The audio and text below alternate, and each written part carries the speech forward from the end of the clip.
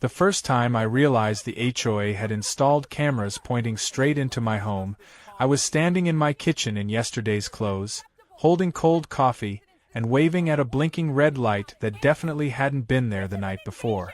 I waved because my brain hadn't caught up yet. I waved because it felt absurd. I waved because somewhere behind that lens, someone was watching me wave back at their mistake. I live on the edge of our neighborhood, the last house before the road dips into trees and disappears toward the county line. That location is the reason I bought this place in the first place. No houses across from me. No foot traffic. No shared driveway. Just my home, my porch, my windows, and the quiet assumption that when I closed my curtains, the world stayed on the outside. That illusion died the moment I stepped onto my front porch and counted 3 brand-new black domes mounted on the HOA light poles. One angled directly at my living room windows. One pointed toward my backyard fence. The third was tilted slightly upward, catching my bedroom window just enough that I knew it wasn't accidental. They hadn't even tried to hide it. I stood there longer than I should have, staring up at the nearest camera. The red indicator light pulsed softly, like a heartbeat. Somewhere, someone was either watching live or recording everything. My coffee went untouched. My phone buzzed in my pocket, and I ignored it, because I already knew what it would be. The HOA group chat had woken up early. The message was cheerful. Too cheerful. It announced a community safety enhancement initiative and thanked residents for their patience during minor infrastructure upgrades. No mention of cameras. No mention of privacy. Just a smiling emoji and a reminder that the HOA board meeting was scheduled for Thursday. I didn't reply. Instead, I walked the property line slowly, counting angles. I knew cameras. My old job had trained me to notice sidelines, blind spots, and intent. These weren't general security cameras meant to monitor entrances or common areas. These were positioned with precision. Whoever planned this had studied my house. That's when anger finally caught up with disbelief. I went back inside and pulled the blinds shut, every single one, even though it was mid-morning and sunlight usually filled the place. The house felt wrong instantly, darker and smaller, like it was holding its breath with me. I opened my laptop and pulled up the HOA bylaws, the same PDF I'd skimmed a dozen times during past dispute. Landscaping, parking, fence height, noise complaints. I scrolled fast, searching for keywords. Camera, surveillance, recording. Nothing. My phone buzzed again. This time it was a private message from Linda, the HOA board president. She liked to sign her emails with her full name and credentials, as if running a suburban HOA required a law degree and a moral badge. Hope you noticed the new safety improvements. Let us know if you have any concerns. I laughed, sharp and humorless, the sound echoing too loudly in my own living room. Concerns didn't even begin to cover it. I typed a reply, deleted it, typed another, deleted that too. Eventually I sent something short and calm, because I knew better than to show my hand early. Can you clarify why HOA cameras are facing directly into my home and private yard? The response came back faster than I expected. They're positioned to monitor community-owned infrastructure. If your home appears in the background, that's incidental. Incidental. Like a footnote. Like a coincidence. I stood up and paced. Every step across my living room floor felt exposed now. I caught myself glancing toward the windows even though the blinds were closed. That was the real damage, I realized. Not the footage. Not the recordings. It was the way my own house suddenly felt like a stage. I grabbed my jacket and walked outside again, this time determined to document everything. I took photos from every angle, zoomed in on serial numbers, captured the exact tilt of each lens. A neighbor across the street pretended not to watch me while watering his lawn.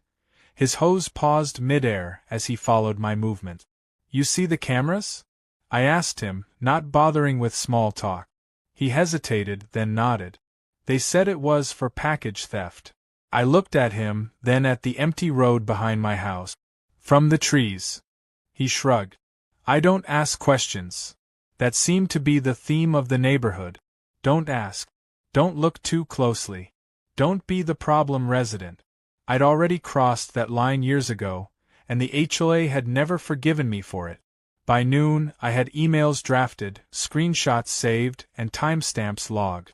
I called the HOA management company and got routed through 3 extensions before landing in voicemail. I left a polite message, the kind that sounds reasonable on the surface but carries a warning underneath. By afternoon, my blinds felt suffocating. I opened one just enough to let light in and immediately froze when I saw the red dot flicker brighter, as if responding to the movement. That was it. Any lingering doubt vanished. These cameras weren't passive. They were reactive. I closed the blind again and sat on the couch, my heart beating harder than it should have. The violation settled deep, heavier than anger now. This wasn't about rules or fees or petty authority. This was about control. About watching. About reminding someone that privacy existed only at the HOA's discretion. At 4:30, Linda replied again. We can discuss your concerns at the board meeting. Until then, please refrain from interfering with HOA property. I read it twice, slow and careful.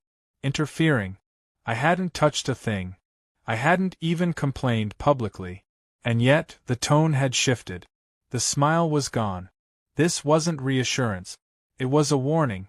I leaned back and stared at the ceiling, already feeling the shape of what was coming next.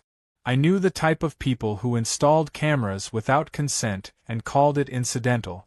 I knew how far they were willing to go once challenged. And I knew one more thing with absolute certainty. They had no idea who they were watching. The next morning, I woke up before my alarm, heart racing for no good reason until I remembered the cameras. The house felt different in daylight, not safer, just more exposed. I lay still for a moment, listening, half expecting to hear something mechanical hum to life. Nothing did, which somehow made it worse. I forced myself to move normally. Shower. Coffee. Breakfast. I refused to let them dictate my routine, even as I caught myself angling my body away from windows out of pure instinct. When I finally stepped outside, phone in hand, I felt that same invisible pressure, like eyes following me from somewhere just out of reach. The cameras were still there, of course. Same angles. Same red pulse. I recorded a slow panoramic video from my driveway, narrating quietly to myself so I wouldn't forget details later. Time. Date. Exact positions. I noted the HOA light pole numbers and the distance to my property line. The law didn't care about feelings, only facts, and I intended to give it plenty. By mid-morning, the HOA group chat had turned restless. Someone posted a blurry photo of a car door left open overnight. Another complained about teenagers walking through the neighborhood after dark. Then Linda chimed in, praising the cameras again and reminding everyone that safety sometimes required compromise. That word hit wrong. Compromise implied consent. I hadn't given any. I replied publicly this time, keeping it calm and almost friendly. Can you explain why the cameras are positioned to capture inside private homes rather than entrances or common areas? The typing indicator popped up almost immediately, then vanished. A minute later, Linda responded without answering the question. If you have legal concerns, please contact the HOA attorney. Public speculation causes unnecessary panic. Panic. Another carefully chosen word. I wasn't panicking. I was documenting. Still, the message did what it was meant to do. The chat went quiet. No one backed me up. No one asked follow-up questions. Silence can be louder than opposition if you know how to listen to it. That was when I decided to stop relying on the HOA to explain itself. I called the city's code compliance office first. Cameras on public poles but aimed into private property lived in a gray area, one that depended heavily on intent and recording capability. The woman on the phone sounded tired but attentive. She asked me to email photos and file a formal complaint. I did both before the call even ended. Next was a privacy rights attorney I'd consulted years ago over a separate issue. I left a message, brief but specific, and included the phrase continuous residential surveillance without consent. Lawyers tend to return calls faster when you speak their language. By early afternoon, something shifted.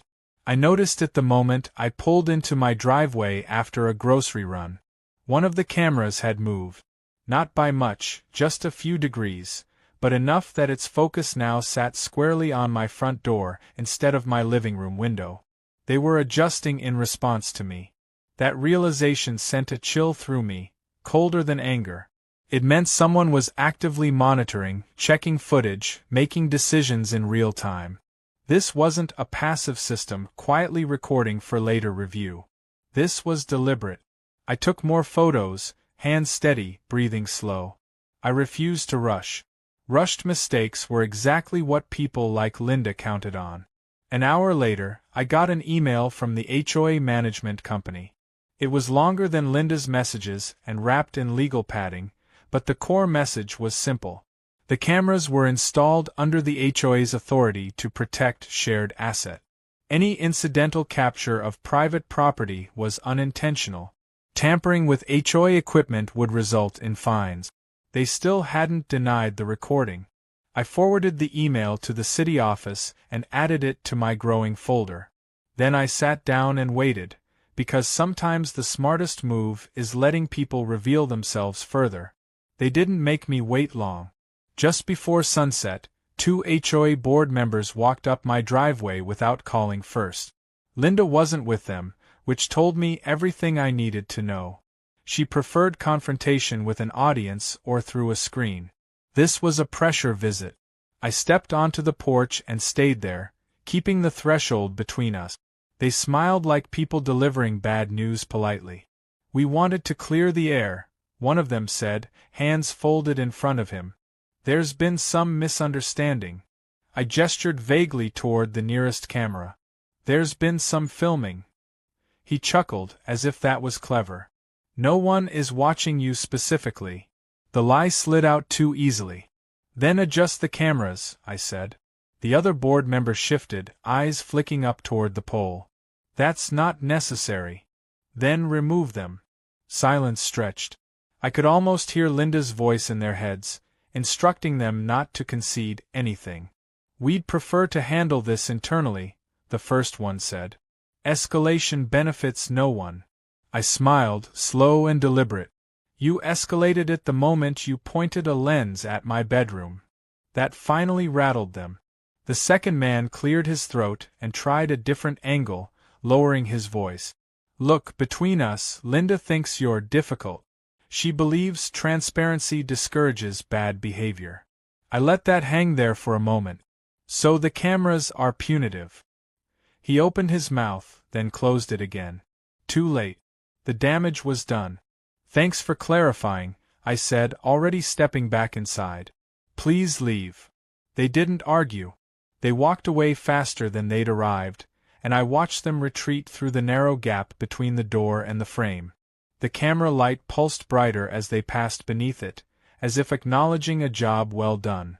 That night, my attorney called me back. After I explained everything, he was quiet for a long moment. Then he asked one simple question that made my stomach drop. "Do you know where the footage is stored?" I stared at the dark window across the room.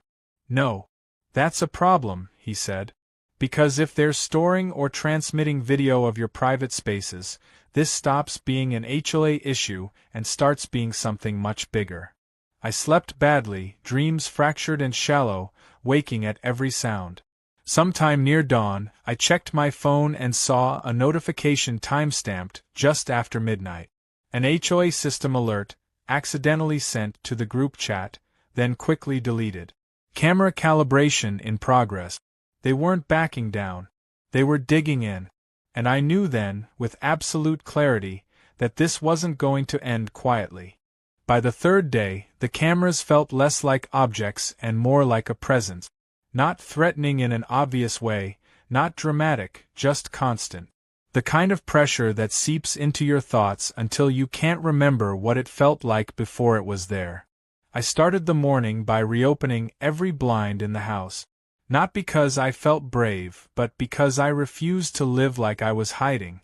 Sunlight flooded the rooms, sharp and honest, and for a brief moment it almost felt normal again. Then I caught the red reflection in the glass, and remembered why my shoulders were tight. I moved through the house deliberately. Slow. Measured. If someone was watching, I wanted them to see nothing worth reacting to. No pacing. No agitation. Just a person existing in their own space. It was petty, maybe, but it was also control, and control mattered now. At 9:15, my phone rang. Unknown number. I answered without speaking. "This is Linda," she said, clipped and formal, like we were already in a meeting that I hadn't agreed to attend. "We need to talk." "I've been talking," I said. "You've been avoiding answers." A pause.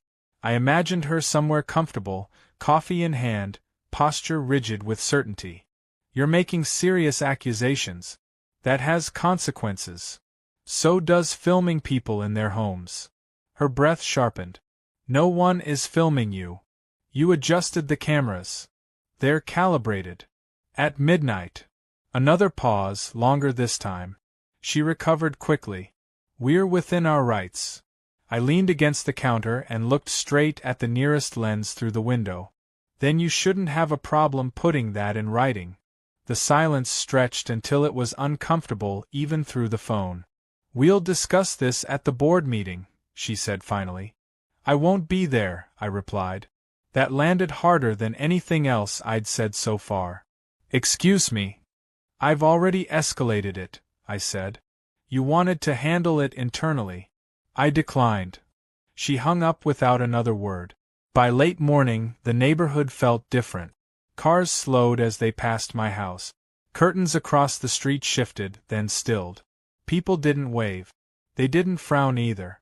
They watched, careful not to be obvious about it, as if proximity to controversy was contagious. At 11, a city vehicle parked down the block.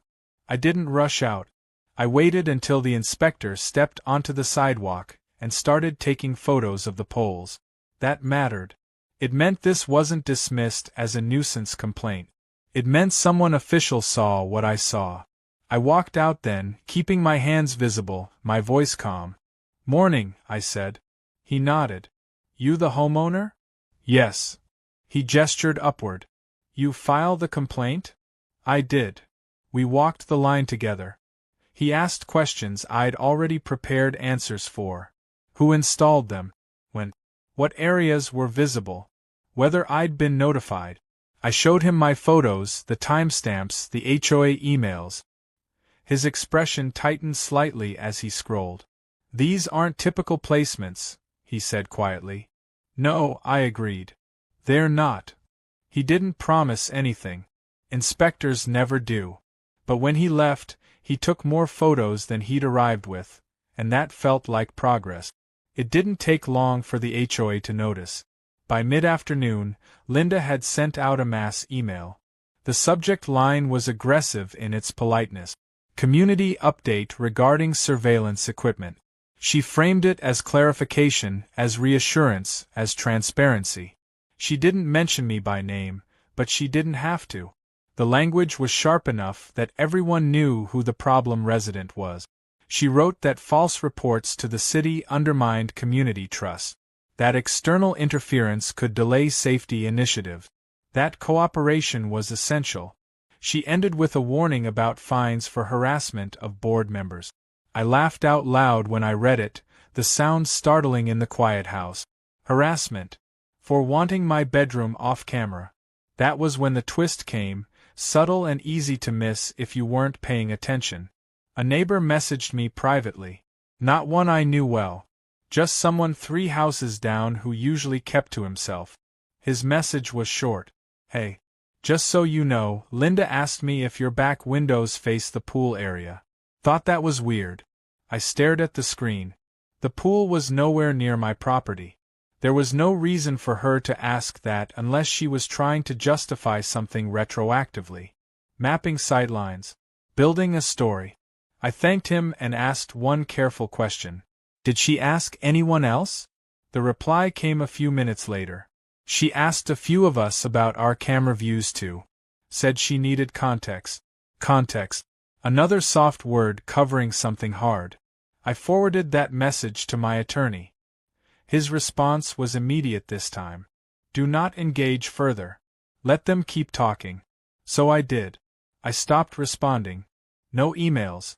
No messages. No corrections. I let the HOA narrative spin itself out in public, watched as Linda overexplained, contradicted earlier statements, and shifted justifications depending on her audience. And then, just after dinner, the real mistake happened. I got a notification from my cloud storage. A shared folder had been added to my account by mistake, then removed seconds later.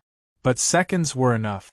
Inside was a single video file, labeled by date and time. It was my backyard. Not just the fence line. Not just the edge. The whole space, clear and unambiguous, recorded in daylight. I could see my patio furniture, my grill, the door to my bedroom. There was no sound, but there didn't need to be. My hands didn't shake. Not yet. A strange calm settled over me instead, cold and precise. I downloaded the file, duplicated it, backed it up twice, and saved the metadata before the link vanished entirely. Then I sat back and let the reality of it sink in. They weren't just watching. They were storing. And now, without meaning to, they'd handed me proof. I looked out the window again, this time without flinching, and met the camera's unblinking stare. Whatever this had been before, it wasn't a power play anymore. It was a liability. And they had no idea how badly they'd miscalculated. The calm didn't last forever. It never does. It sharpens first, becomes something useful, then turns into fuel. I spent the morning organizing evidence the way some people organize photograph. Folder by folder. Date by date. Screenshots of emails. Messages from neighbors. Photos of camera angles before and after adjustment. And now, the video. I watched it once, all the way through, forcing myself not to look away even when my chest tightened. It was worse than I expected, not because of what it showed, but because of how casually it showed it. My life, framed and centered, recorded like it belonged to someone else. By noon, my attorney called and told me to stop everything. Stop collecting? I asked. No, he said. Stop reacting. They're past the point of fixing this quietly. Now we let them hang themselves. I leaned back in my chair and stared at the ceiling again, the same spot I'd stared at days earlier, except this time the fear wasn't there. In its place was something steadier. Patience. That patience was tested less than an hour later. 2 HOA trucks pulled up outside my house, parking deliberately close to the curb, logos turned outward like badges. I watched from the window as 3 people stepped out. Linda this time. Flanked. Confident. Dressed like a woman walking into a victory lap instead of a disaster she didn't yet see. I stepped outside before they could knock. Afternoon, I said. Linda smiled, tight and rehearsed. We're here to inspect the perimeter. There have been complaints. About what? I asked. Obstructions, she said smoothly. And interference with HOA assets. I followed her gaze upward. The cameras loomed above us, quiet and smug. You mean the ones illegally recording my property? Her smile thinned. That's your opinion. I took a step closer, not aggressive, just deliberate. No. That's your footage. The air changed instantly. One of the board members stiffened. Linda's eyes flicked, just for a fraction of a second, before locking back onto mine. I don't know what you think you saw, she said. I didn't see it, I replied. I have it.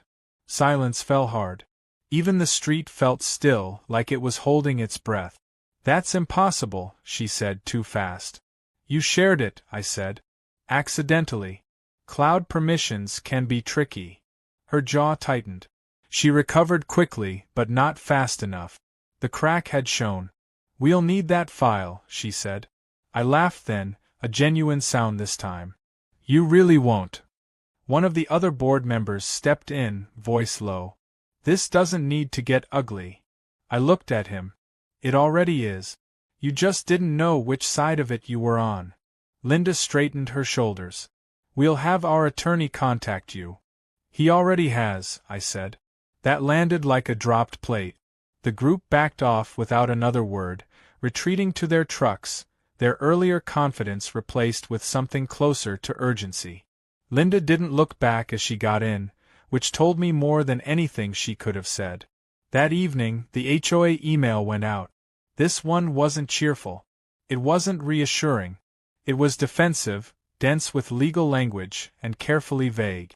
It announced a temporary suspension of camera monitoring pending review. Not removal.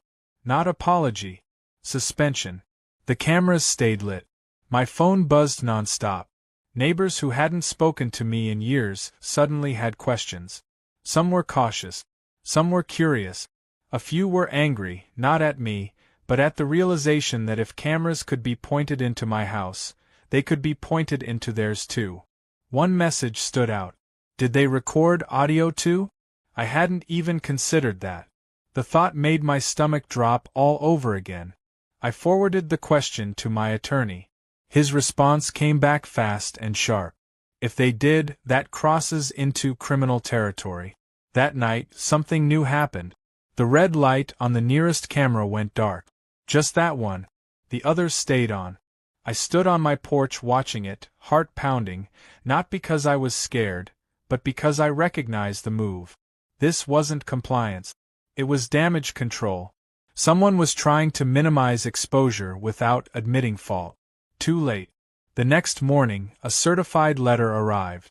HOA letterhead. Legal tone. A demand for the immediate return or destruction of any proprietary footage obtained without authorization. I read it slowly, then laughed again, shaking my head. They wanted their evidence back. I sent a single response, approved by my attorney and stripped of emotion. The footage is preserved for legal review. Do not contact me directly again. That afternoon, a second city vehicle arrived. This one stayed longer. Measurements were taken. Notes written. Calls made. I overheard fragments of conversation through my open window. Words like expectation of privacy, field of view, improper placement. When the inspector finally left, he didn't nod politely this time. He looked grim. By sunset, the HOA website went offline. No explanation. No notice. Just gone. That was the moment I knew the balance had tipped. Whatever internal story Linda had been telling herself, whatever confidence she'd wrapped around those cameras, it was unraveling now. Quietly. Publicly. Irreversibly. I stood in my living room as the light faded, blinds open, windows bare, and for the first time since this began, I didn't feel watched. I felt waited on. And I knew Chapter 5 wouldn't be about whether the HOA had crossed a line. It would be about how far past it they'd gone. Even if no one said it out loud. There were the people who still believed the HOA when it claimed everything was under control, and then there were the people who had started closing their blinds a little earlier than usual.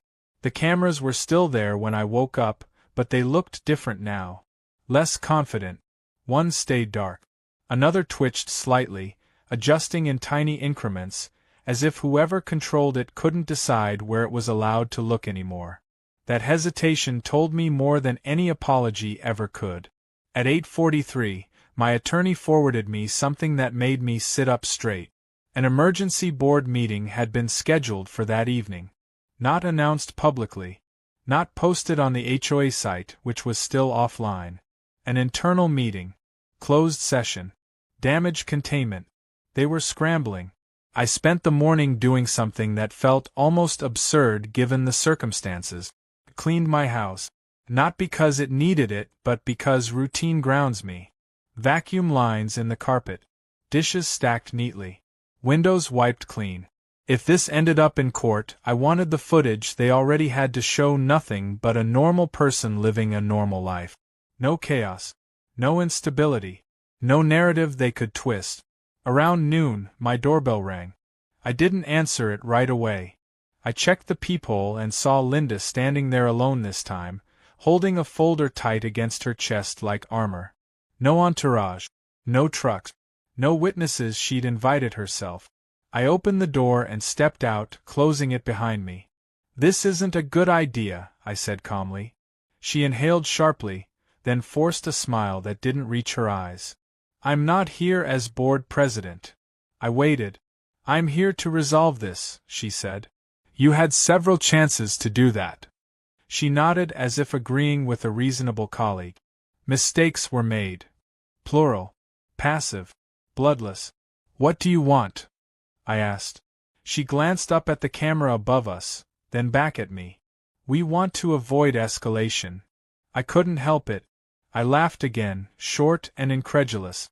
You installed surveillance pointed into my home, lied about it, stored footage, and threatened me. This is escalation. Her jaw tightened. You don't understand the pressure we're under. That sounds like a you problem. Her voice dropped. The city is asking questions. Residents are asking questions. We need this to go away. There it was. Not accountability. Not regret. Convenience. I'm not the one who made it a problem, I said. I'm the one who documented it. She shifted her weight, then opened the folder and held it out slightly, as if offering a peace treaty. We can remove the cameras. Quietly. Issue a statement about repositioning for better coverage. No names. No blame. And the footage? She hesitated. Just long enough. It would be deleted. I met her eyes. You'd have to prove that. She exhaled slowly, frustration leaking through. What do you want? The question was sharper than she intended. It wasn't an offer anymore. It was a calculation. I want the cameras removed, I said. All of them. I want a written admission that they were improperly placed. I want confirmation of where footage was stored and who had access. And I want the HOA to stop contacting me except through counsel. Her expression hardened. That's not reasonable. That's reality. She stared at me for a long moment, then closed the folder without handing it over. If you proceed with legal action, the HOA will defend itself aggressively. I hope you do, I said. Discovery will be fascinating. That word landed. I saw it in her eyes the moment she realized I wasn't bluffing. Discovery meant emails, texts, internal chats, footage logs, metadata. It meant everything she thought was invisible becoming painfully clear. She stepped back. This conversation never happened, she said. I smiled. Then you won't mind if I mention it. She turned and walked away without another word. That evening, while the HOA board met behind closed doors, my attorney called me with an update that shifted the ground again. The city referred this to the state privacy office, he said. They're opening an inquiry. I closed my eyes and let out a slow breath. What does that mean? It means subpoenas, he said. And fines. Possibly criminal exposure if audio recording is confirmed. After we hung up, I stood by the window and watched the sky darken, the cameras silhouetted against it like relics from a bad idea. Lights flicked on in houses up and down the street. Curtains moved. Phones glowed behind glass. People were talking now. At 9:22, a mass email went out to every resident. Due to unforeseen concerns, the HOA has decided to suspend all camera operations indefinitely while we conduct a comprehensive review. Indefinitely. Still no apology. Still no admission. Just another attempt to pause time. It didn't work.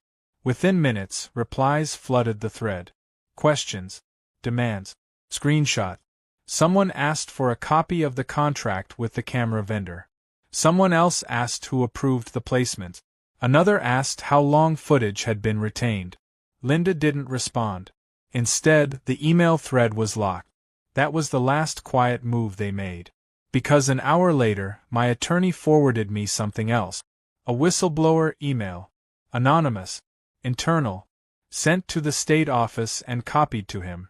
It included installation diagrams, internal messages, and a line that made my stomach twist, even as it confirmed everything I already knew. Let's keep the cameras trained on his property. If he knows he's being watched, he'll behave. I sat down hard on the couch, the weight of it finally hitting me. Not fear. Not anger. Just the stark clarity of it. This had never been about safety. It had been about punishment.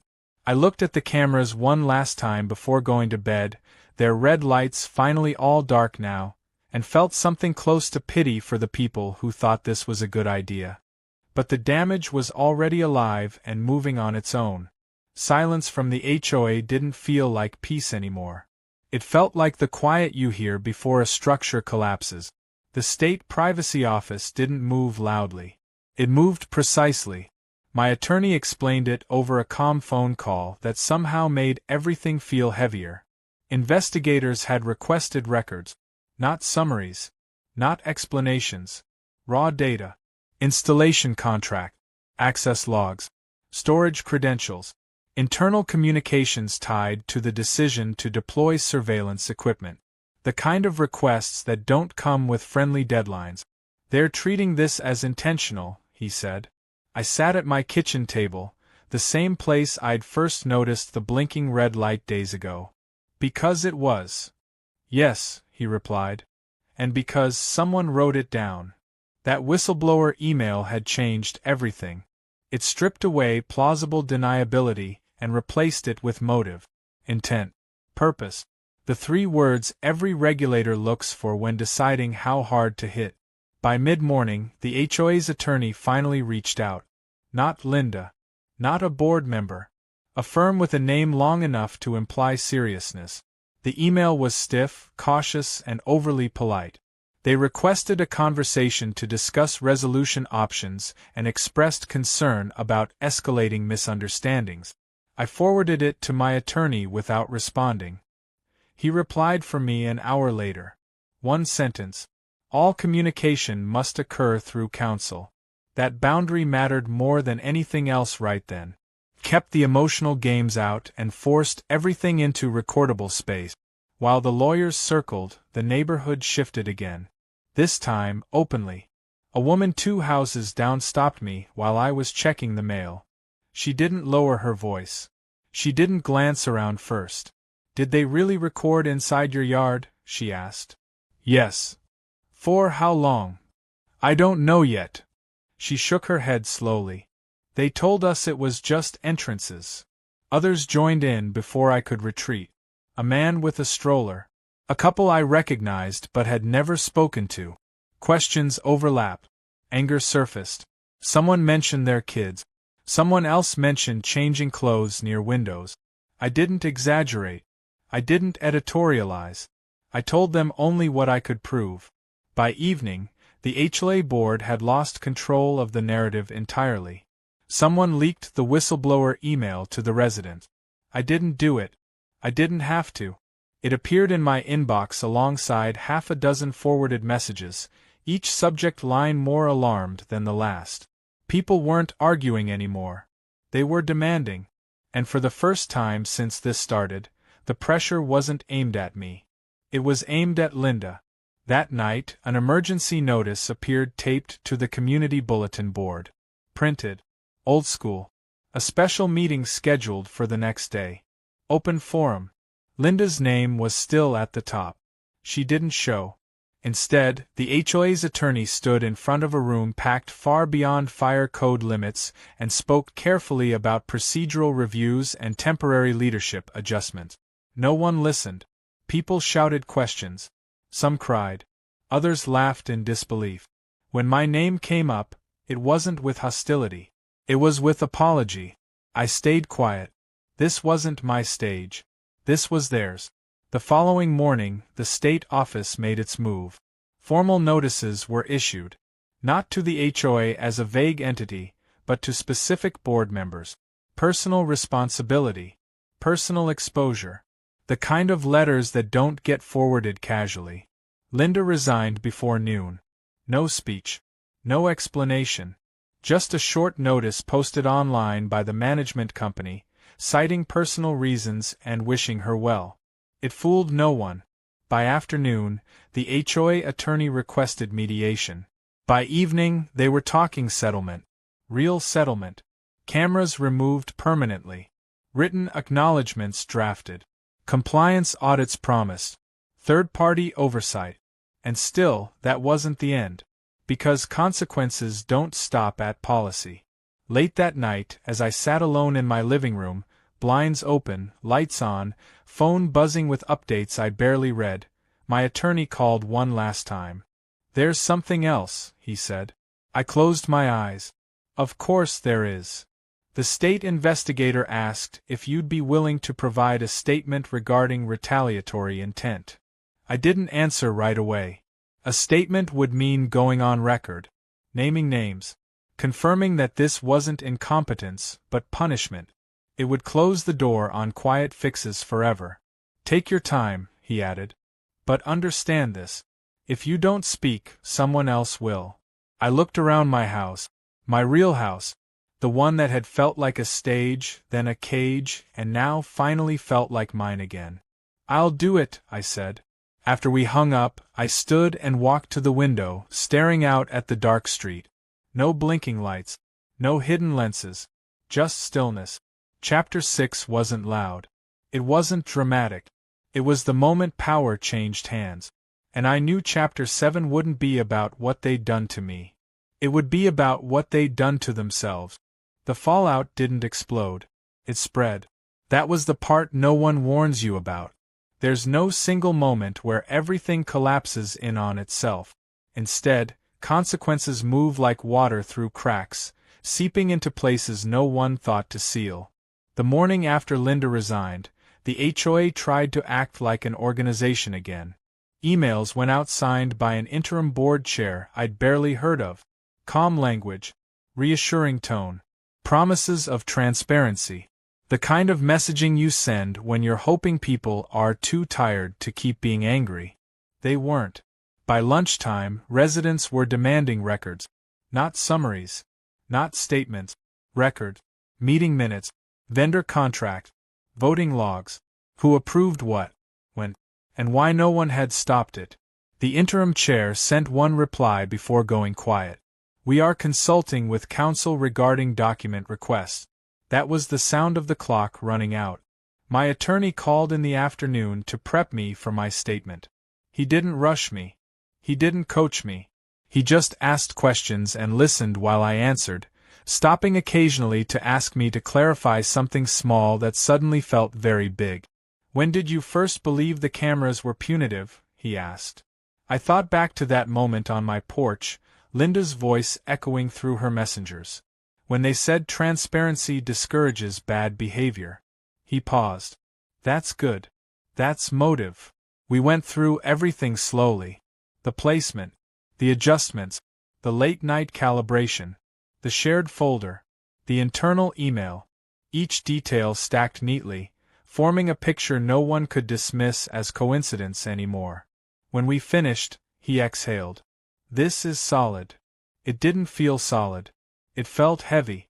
That evening, the neighborhood meeting reconvened, this time without Linda's name anywhere on the agenda.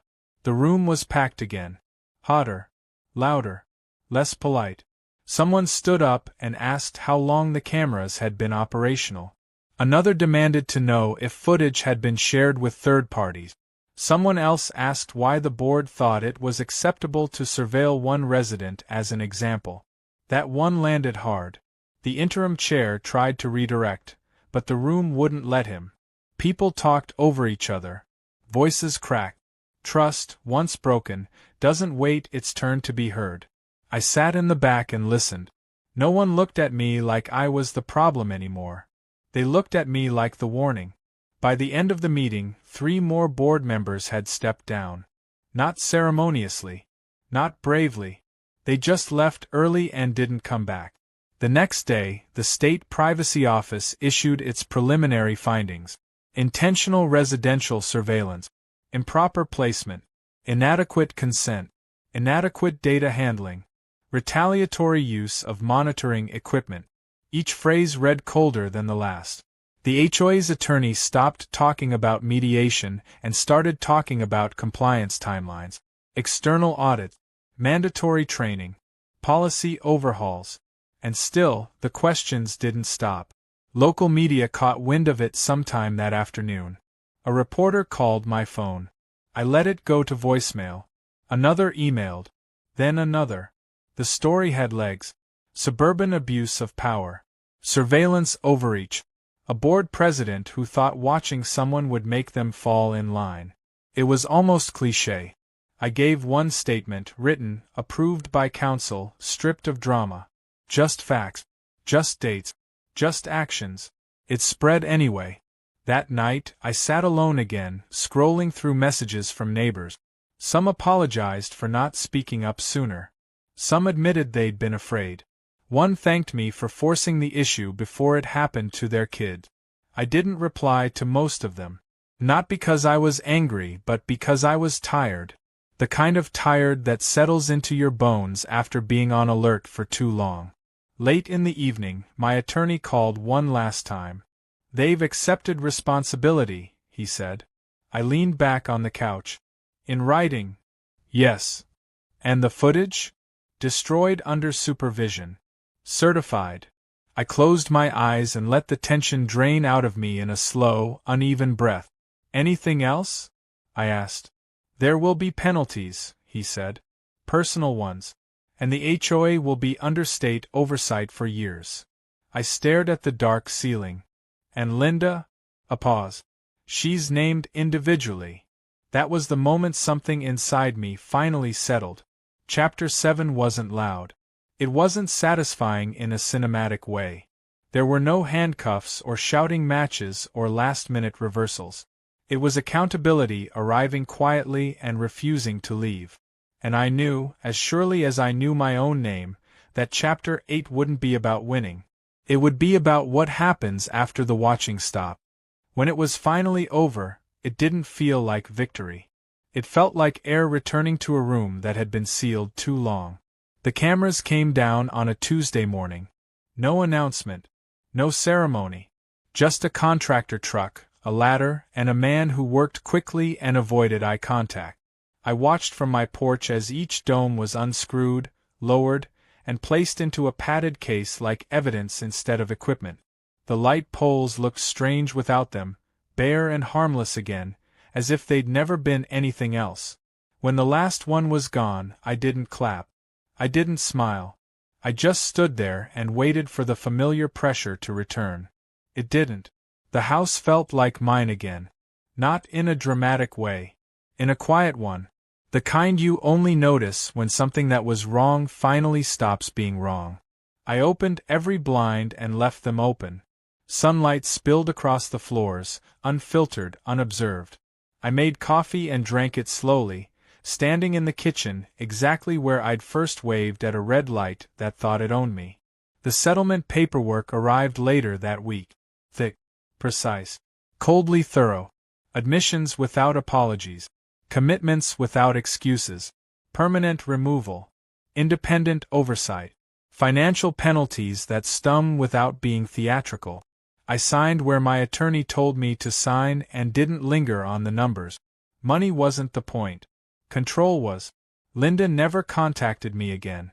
I heard things through the neighborhood, fragments and second-hand accounts. She'd told people she'd been misunderstood. That she'd acted in the community's best interest. That the backlash had been disproportionate. None of it mattered anymore. The record existed now, clean and permanent, immune to revision. A new HOA board was elected within a month. Different faces. Different tone. Their first action wasn't a rule change or a policy update. It was a public apology, delivered plainly, without legal padding, acknowledging that what had happened was wrong. People clapped. I didn't. Not because I was bitter, but because applause felt unnecessary. The apology wasn't for me. It was for the neighborhood, for the trust that had been treated like a renewable resource instead of something fragile. Life didn't snap back to normal all at once. It eased into it. Neighbors waved again. Conversations returned to weather and trash pickup and lawn complaints that didn't feel loaded with threat. The street exhaled. One evening, a man I barely knew stopped by while I was watering the front plant. "Hey," he said, awkward but sincere. "Thanks. For standing your ground." I nodded. I didn't plan to make a point. I just wanted my house back. He smiled faintly. Sometimes that's the point. After he left, I stood there for a while, hose running, watching water soak into the soil. The sound was grounding. Real. Unrecorded. That night, I slept with the windows open. No dreams. No sudden waking. No imagined red dots burning through the dark. Just quiet, uninterrupted rest. The thing about power is that it depends on people not pushing back. It thrives on discomfort, on silence, on the idea that resistance is more trouble than it's worth. The HOA had counted on that. They'd assumed I'd complain quietly, accept a compromise, or learn to live with being watched. They were wrong. Not because I was special. Not because I was fearless. But because privacy isn't negotiable once you understand what it's worth. Weeks later, as I walked through my living room at night, lights on, blinds open, I caught my reflection in the glass. Just me. No audience. No lens. No performance required. That was the real ending. Not the fines. Not the resignations. Not the oversight or the apologies. It was the simple, radical freedom of being alone in my own home again, knowing that no one was watching, no one was recording, and no one would ever make that mistake with me twice.